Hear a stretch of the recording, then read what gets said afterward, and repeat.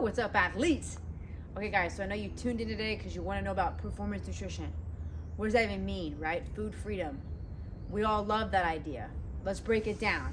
Okay, so first up, we got to think about you got to have a system when it comes to your food.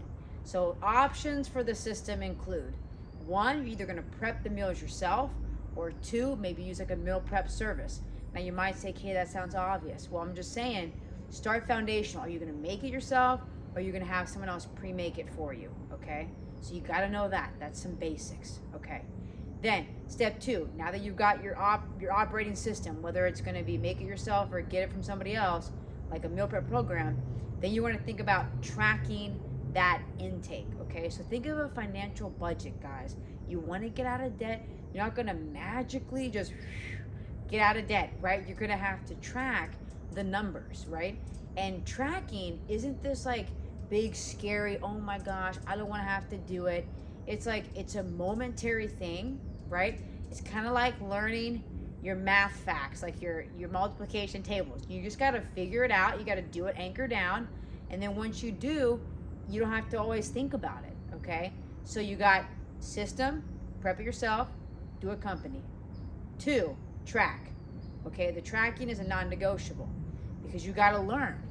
You're not going to learn and understand food until you track it and understand, okay, well, what's a protein look like? What's a carb? What's a fat?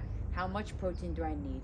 You know, and you can, once you understand tracking, right, then we get to stage three, which is intuitive eating, which is food freedom. We don't always, right, have to track.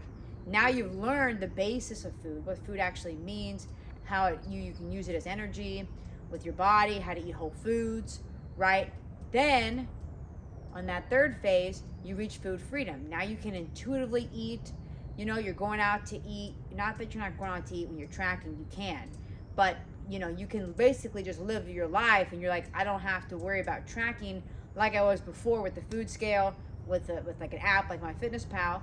Now I intuitively understand, right? So I can just go ahead and like move throughout the day, know how to eat to fuel myself to be my best, aesthetically and performance based. So now you might be thinking, let's go back to the tracking. Okay, fine, let's go back there. So with that, we have to think about, okay, do we really understand what a macronutrient is, right? A macronutrient, carbs, proteins, fats, and micronutrients. So the quality of food that you eat is super important here, guys. If you just say, oh, I'll track, and then you go get all this processed shit, and you're like, no problem, I went ahead, I still did my food Tetris and made it work in my macros for my day and my calories, but I'm eating crap. Well, let me just say that's gonna catch up to you, friends. You know, there was what's her name? Sohee Fit. She's been around for years.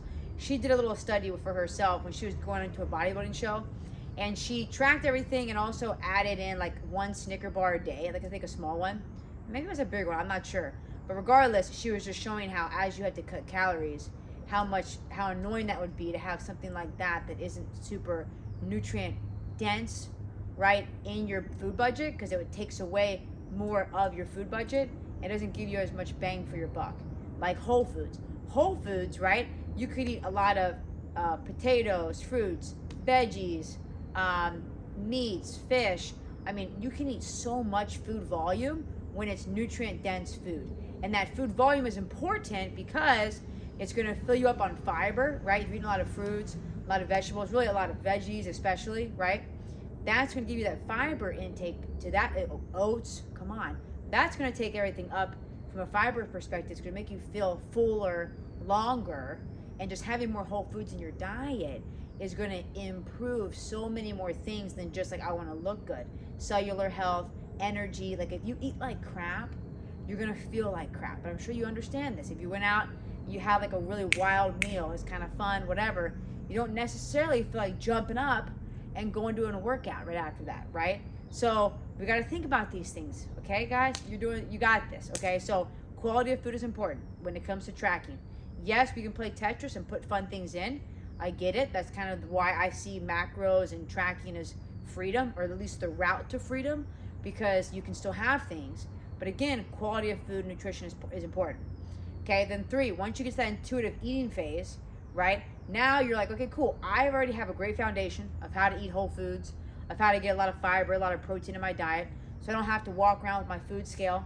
You know, I named my food scale Larry. I don't know why, but Larry OG, my OG food scale for my bodybuilding shows. I don't have to carry Larry around all the time. I legit carried him into a restaurant once. And was like, yeah, I'm prepping, so I gotta have this and weigh it out. You just do what you do. But when you get to that phase 3, okay, you don't have to be weighing everything and tracking super hardcore. Now you get it.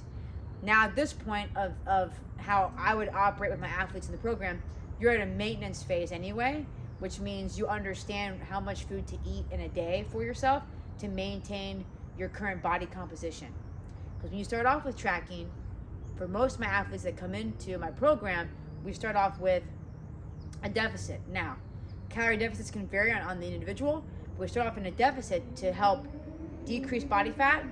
And then as we get the body fat down, we're keeping protein high to still get some lean muscle mass maintenance in there, build a little bit as well.